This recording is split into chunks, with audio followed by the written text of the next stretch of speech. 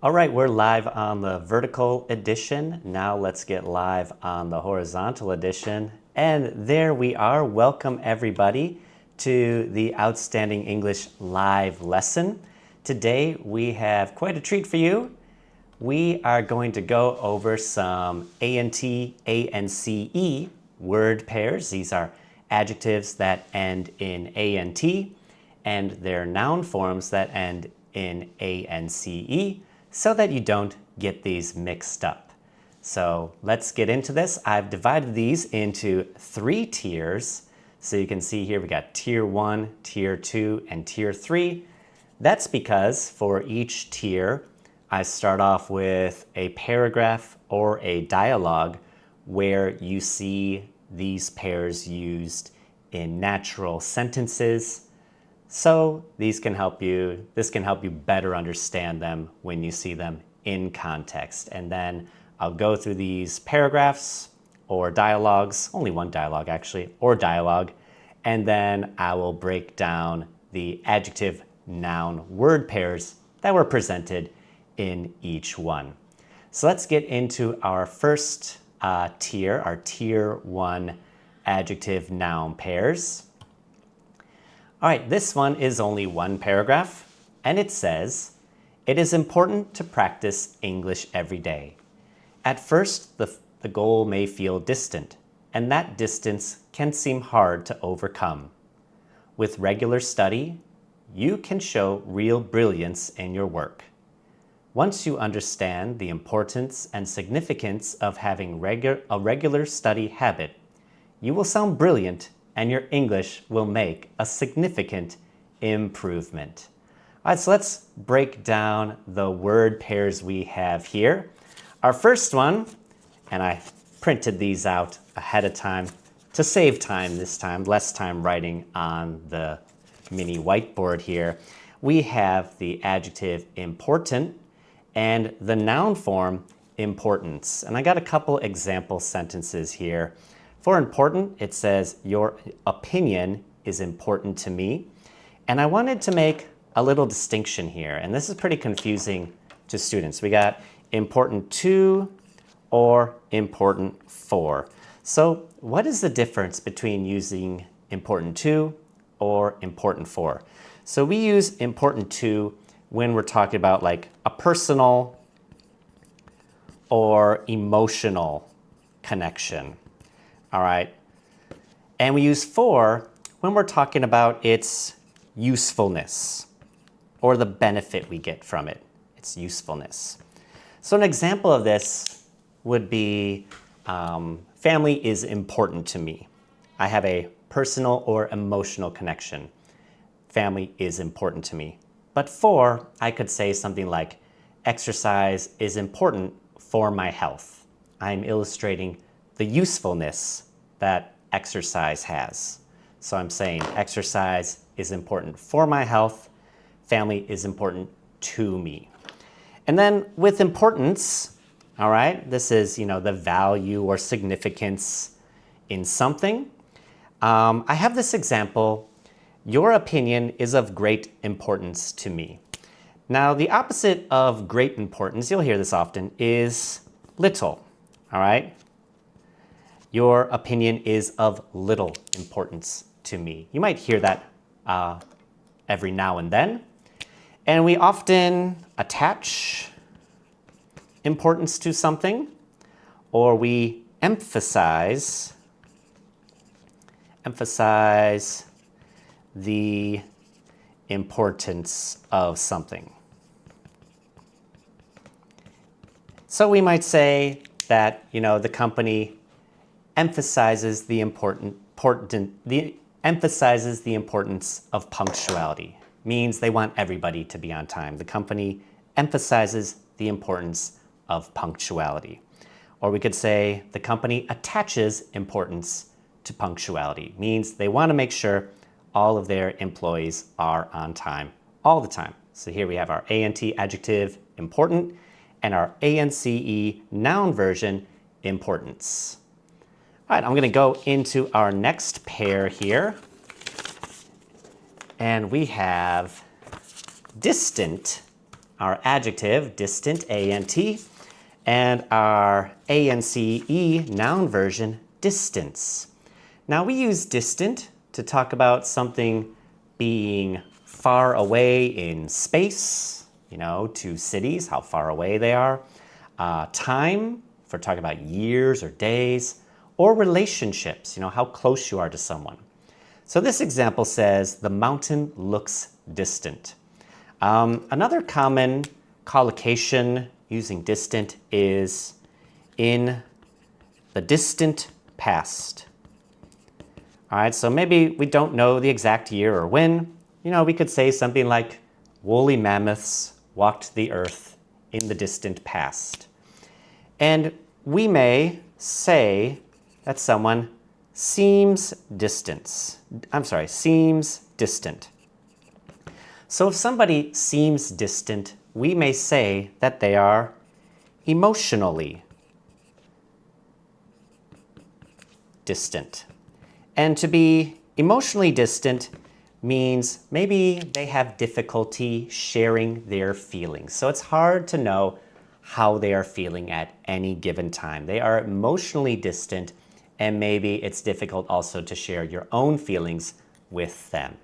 So that is distant. Then we have our noun version, distance. The example here says the distance is about 10 kilometers. So in addition to talking about the space between things, we have a few expressions we can use. We can say to go the distance. And when someone goes the distance, they finish their challenge no matter the difficulties. We talk about going the distance. So imagine something very difficult like completing a degree. You go the distance means no matter what setbacks you have, you're able to keep trying and eventually finish that degree. We also have the expression to keep your distance. And when we keep our distance, we stay away from someone or something. So imagine you have a neighbor who has a very aggressive or mean dog. And you're inviting someone over and you tell them ahead of time, oh, keep your distance from the neighbor's dog. It might bite you, right? Stay away from it. Keep your distance. And then we also use the expression within walking distance. So this is just to say that something isn't very far away. It's within walking distance. You don't need to get on a bike or drive a car. You can walk there comfortably. So you might say, there are a few cafes within walking distance of my house. They aren't very far away. So that's that for this one. Where am I putting these? I guess I'll put these over here. Our next pair, let me clean this up a bit, is brilliant. We got our A-N-T adjective, and brilliance, our A-N-C-E noun. And this just means extremely smart, talented, impressive, or bright. Bright meaning how smart someone is, or bright like a light or the sun, it's bright. And brilliance would be, great intelligence or brightness. So I have this example. What a brilliant idea, right? What an incredibly impressive idea. And this example, his idea was sheer brilliance. Now I got a nice little adjective here. No, I'm sorry, I got a nice little adverb here, sheer. And this means complete or nothing other than. So if I say his idea was sheer brilliance, it means that it was nothing other than brilliance. It was complete brilliance. Another good expression with brilliance, making sure this is lined up, is a stroke of brilliance. And a stroke of brilliance means an incredibly clever or creative or successful idea or a decision or an action that kind of occurs suddenly. Like I could say that the CEO's marketing strategy was a stroke of brilliance. It means it was a very successful idea that kind of came about all of a sudden. It was a stroke of brilliance. So that's it for our brilliant and brilliance pair. And now we have one more from Tier 1. So this is the last one before we get into our Tier 2 words. Do these fit nicely? Let's find out. Okay, just barely. I'll make them a little smaller next time. We have significant, our adjective. This means important or having a big impact. And significance, the noun version, you know, the importance of meaning or something. So for significant, I have this example sentence. The team made a significant breakthrough. Now, a breakthrough is often all of a sudden you have an advance or a discovery that helps you overcome a major obstacle or barrier. This could be a scientific breakthrough where maybe there wasn't much progress and then suddenly there was a lot of progress. We also use breakthrough to talk about militaries or armies. So they had an offensive breakthrough. At first, the two sides are fighting and they're not really gaining much territory either side, but then one side has a breakthrough and is able to push the other army back a long ways. That is a breakthrough. And some common phrases with breakthrough include to play a significant role, right? Play a significant role. So we could say maybe we have a team working together, and we could talk about one person on that team playing a significant role in the team's success. So maybe that team wouldn't be successful if it wasn't for that person. Another common phrase is if something is statistically significant. And you see this often in, science papers or magazines. And what this means, if something is statistically significant, it means it didn't happen by chance. There is a definite relationship so that one thing actually caused another thing. It is statistically significant. So if you look at the percentages, it is statistically significant and shows a relationship between those two items. Now for significance, I have this example here. It says the team made a breakthrough of great significance. So the opposite of great significance would be of little significance. The team made a breakthrough of great significance. We could say his comment was of little significance. I don't think we would call a breakthrough of little significance. Then it wouldn't be considered a breakthrough, now would it? We could say the team's findings were of little significance, means they didn't really matter much at all. So that is it for our Tier 1 words, our Tier 1 pairs. Now I'm going to get into our Tier 2 little mini story here. So pull up a chair. Last week, I was invited to lead a brainstorming session for our company's sales team. Some team members were resistant to new ideas, and their resistance made it hard to get started. Others seemed ignorant of the latest market trends, and their ignorance slowed the discussion. I stayed tolerant throughout the meeting, knowing that practicing tolerance would help everyone feel heard.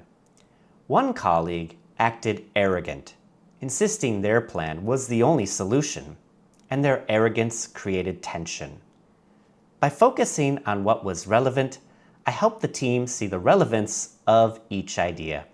And in the end, the session was productive and full of creative solutions. All right, so let me break down these Tier 2 words right here. Get our camera out. Our first one is tolerant and tolerance. Tolerant, our adjective, and tolerance, hope it fits, maybe not so well. Okay, and tolerance.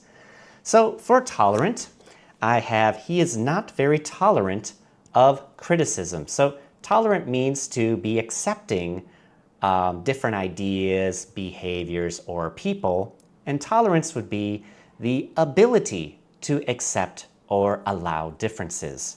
So if I say he is not very tolerant of criticism, that means when someone says something, any criticism to that person, they aren't very tolerant of it. They don't reflect about it. Maybe they suddenly get angry about it or defensive about it. So we have a useful expression to be tolerant of others. And this just means to accept, that people are different than you. All right? They think differently and they lead different lives than you. You are either tolerant of others or maybe you aren't tolerant of others. And then for tolerance, get the space going good. All right, maybe like this. All right, that's a little better. All right, tolerance, I have the example, he has little tolerance for criticism, which means, he doesn't accept criticism very well. And another common phrase would be a zero tolerance policy.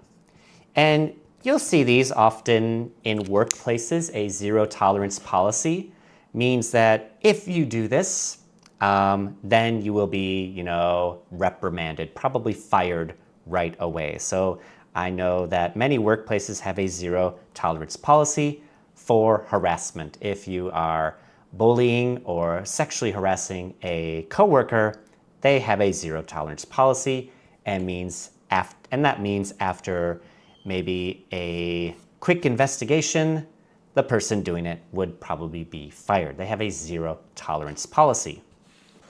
Another useful one you'll see mostly in medicine is to build tolerance. And to build tolerance means to slowly work up the ability to be able to handle something. I guess that's a good way to put it. So some people, they might be allergic to something. Maybe they're allergic to cats.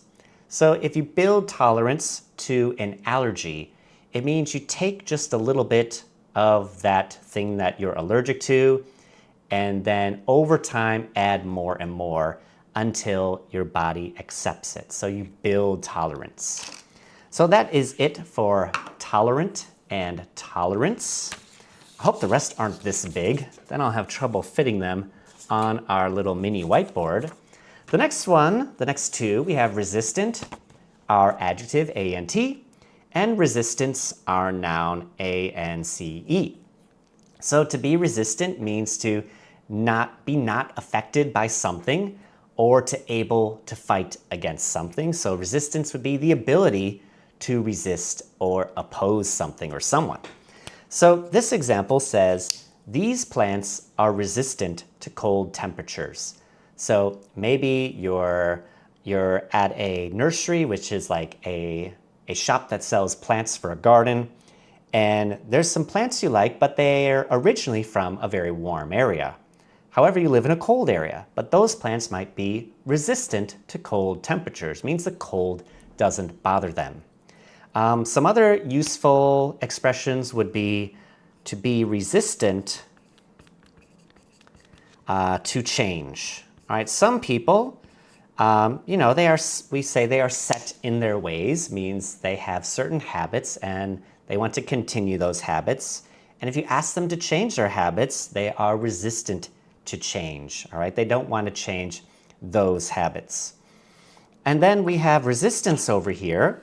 And my example says their resistance to cold helps them survive. So these plants can live anywhere that besides where they're originally from, because they have resistance to the cold. They can survive there.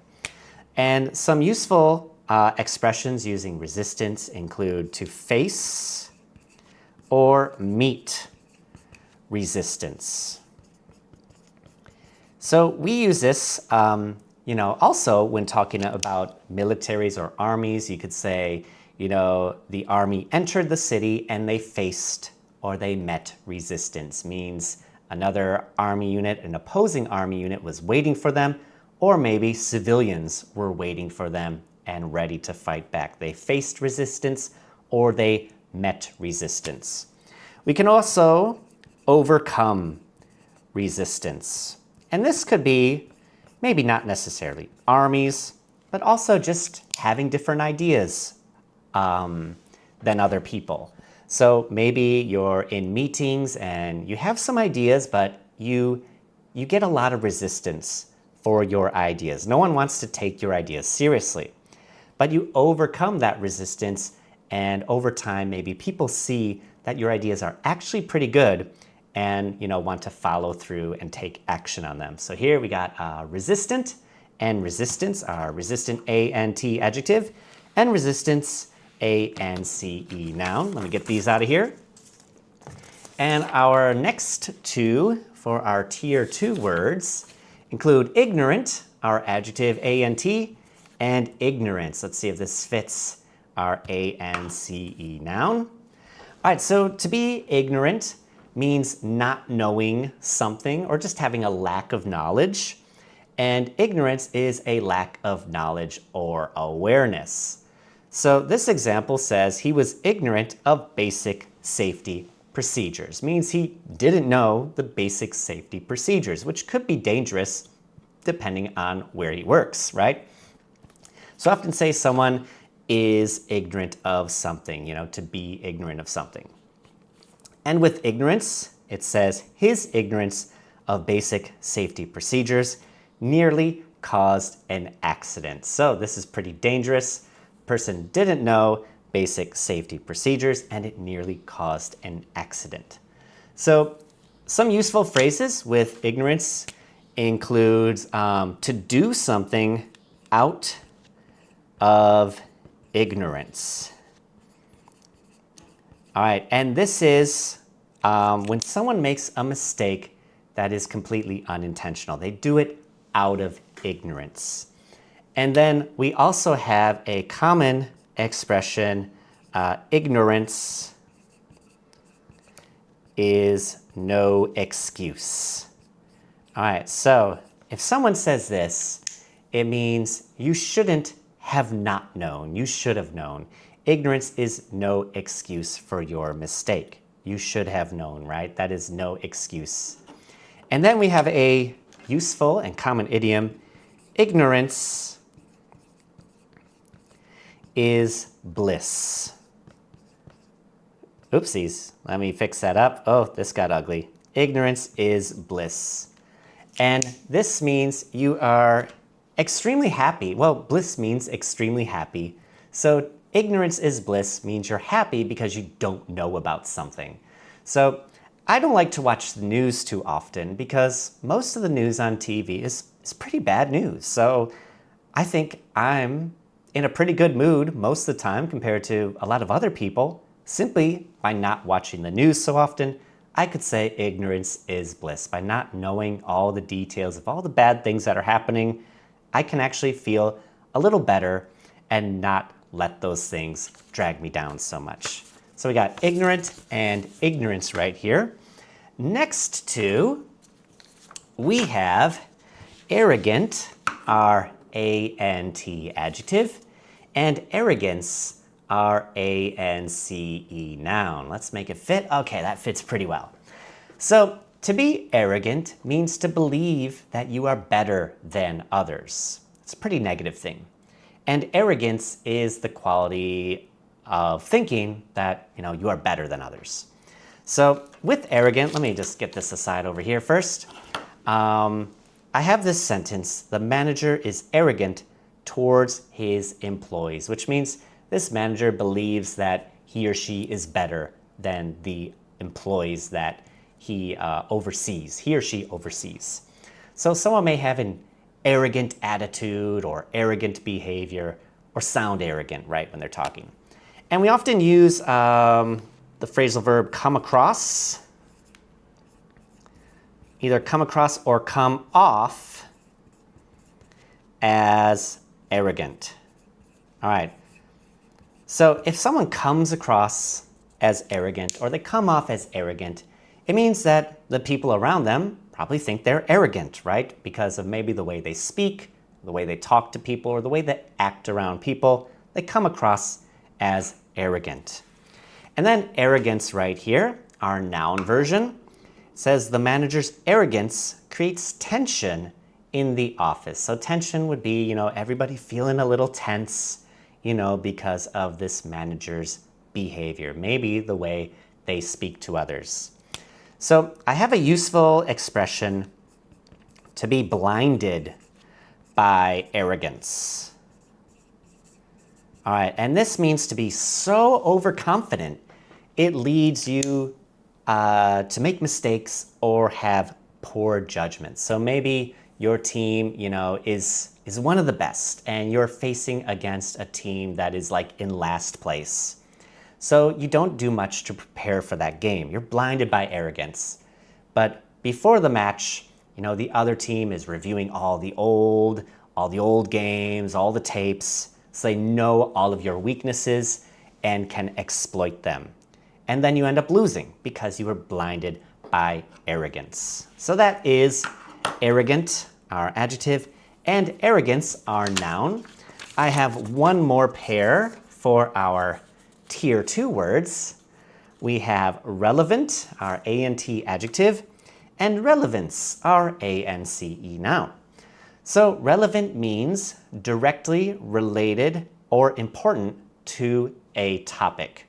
And relevance is the quality of being related or important, right? So with relevant, I have the example, please give relevant examples. So you'll see this in school when you're writing an essay. The teacher will ask you to give relevant examples. This means that these examples are directly related to the topic. You're not going off topic, you're on topic. So we talk about something being highly relevant, meaning it's really on topic. We have the expression highly relevant. And then over here we got relevance, and this example says, the relevance of these examples helps readers understand. So that means these examples are really on topic and they help build a powerful paragraph or essay or paper, right? So something could be, just like before, of great or of little relevance. So I may say, somebody's comment during the meeting was of little relevance to the discussion, right? So their comment, was kind of off track and it didn't really need to be said. It was of little relevance. Something is of great relevance means it is really on topic and useful. So there we have relevant and relevance, our last two for our Tier 2 words. Now for Tier 3, instead of a paragraph, I have a little dialogue between two engineers, and they're talking about a space elevator. So a space elevator is the idea of basically an elevator that goes all the way up to space. And this is a useful idea because most of the energy to get something into space is spent on the rockets sending something to space. But if you have a space elevator, you could send it up on an elevator, and then you wouldn't need to, use so much fuel to get something into space. So this is two engineers talking about a space elevator. It says the space elevator is nearly complete. Its final structure is surprisingly elegant. Its elegance is why investors were able to raise enough money so quickly. I'm hesitant about testing the emergency braking system next week. A little hesitance is normal. Safety first, after all. Every simulation looks fine, though. Yes, but we've become too reliant on simulations, and our reliance on the software makes hands-on checks rare. If you're still worried about the test, let the investors know. If I mention our concerns and it leads to even more delays, some team members might act defiant and leak news to the public. True, their defiance could create a public relations nightmare. We don't have much input at all. The dominant members usually make the final decisions. but their dominance sometimes discourages others from speaking up. That's why we need to encourage others. Not everyone should be blindly compliant, and strict compliance alone won't guarantee safety. Agreed. Let's make sure testing is thorough before any investor updates, so we manage the reputation of the project. All right, so we'll get into these words. All right, I think we got 6 for tier 3, 6, 5 or 6 little pairs. We got hesitant was our first one, our ant adjective, and hesitance, ance, our noun. And hesitant means to be unsure or slow to act because of doubt. You are hesitant. And hesitance is that feeling of uncertainty or doubt. So here's my example. I say he was hesitant to try different software. So maybe you use one suite of software, then a new one comes along, but you don't want to switch so quickly. You are hesitant to use it. So we may feel hesitant, or we might be, slightly hesitant if we're just a little hesitant. And with hesitance, I say his hesitance caused a small delay in the project. So someone was basically spending too much time thinking. And this is very closely related to the other noun, hesitation. And there's these two, hesitation and hesitance, are mostly used interchangeably. But we could probably say that hesitation is more of the outward action, and hesitance is how that person feels. So maybe hesitance be how someone's feeling on the inside, and the hesitation is actually what we see. We see them taking their time and deciding. They feel hesitance, we see their hesitation. All right, so that is hesitation and hesitance. And then our next one we got is defiant. I'll put these over here. Defiant, that's our adjective, and defiance, our noun. So defiant means to show resistance or refusal to obey, and defiance is the open resistance or refusal to obey. So with defiant, I have this example. He was defiant despite the warnings. So you often see this maybe on a clip showing maybe a confrontation with the police. A police officer might tell them to, drop the knife, but the person may be defiant. Means that they get these warnings that maybe they're going to be tased, but they still continue to hold the knife. They are being defiant. Despite the warnings. So we talk about someone having maybe a defiant attitude or a defiant tone, or we could say they are openly defiant, right? We can see that they are defiant. And with defiance, this example says, his defiance showed he didn't care about the consequences. So maybe this is someone who got a lot of warnings at work about some bad behavior, but they are refusing to obey, and they don't care about the consequences. They don't care that they are going to be fired or let go. We often hear the expression in defiance of the rules. All right, so if somebody is in defiance of the rules, means they are breaking the rules, right? And another useful expression is an act of defiance. So defiance, yes, defiance. So this could be an example, maybe, if you want to have a protest in the city, maybe you need to get a permit, but a group goes and protests anyways. They are doing that as an act of defiance, right? They didn't want to go get the permit first. They just went off and protested. They're doing it as an act of defiance. So here we have defiant and defiance. And our next pair is dominant, our ante adjective, and dominance, our ance noun. And these two fit pretty nicely, I think. So to be dominant means to be the most powerful, important, or noticeable. And dominance, the noun version, the state of being the most powerful or important. So this example says, this company is dominant in the market. So imagine like Google with search, right? You don't think about other search engines, you only really think about Google because it is dominant in the market. So we could say they are a dominant company. And with dominance, this example says the company has market dominance. So another useful phrase is to rise to dominance. All right, so imagine with the example of, maybe the example of Apple, they rose to dominance in the smartphone market, right? Before there were all sorts of companies making smartphones, and Apple wasn't making any smartphone for the longest time or any cell phone for the longest time, but they quickly rose to dominance, right? They quickly rose to dominance with the iPhone.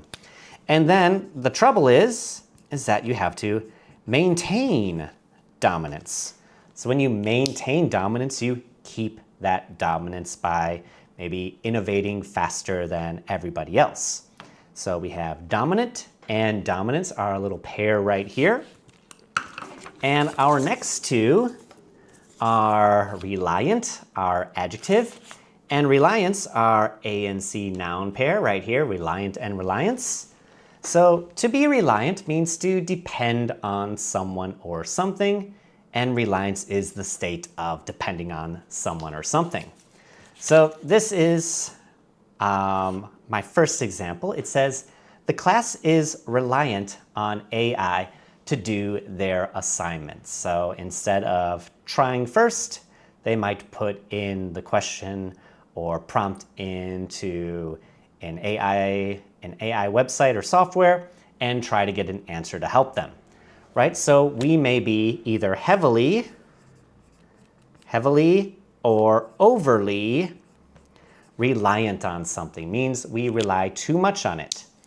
And then with reliance, the example says, student reliance on AI is growing. So maybe a lot of them might have trouble, coming up with ideas themselves. They want to have AI give them some ideas that they can use. So we could say they are heavily reliant on something. They have heavy reliance, reliance on AI, right? So we are reliant on something, we have reliance on something. And we can say that there is an increasing reliance on AI. Means before there were several tasks we would do without it, but very quickly those tasks are disappearing and AI is taking over them.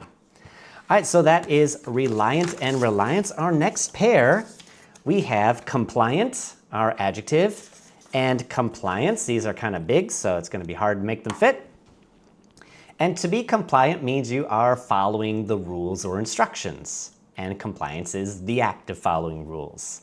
So this example here says this app is compliant with data protection laws. Means they are following all the laws that the country set up regarding data protection.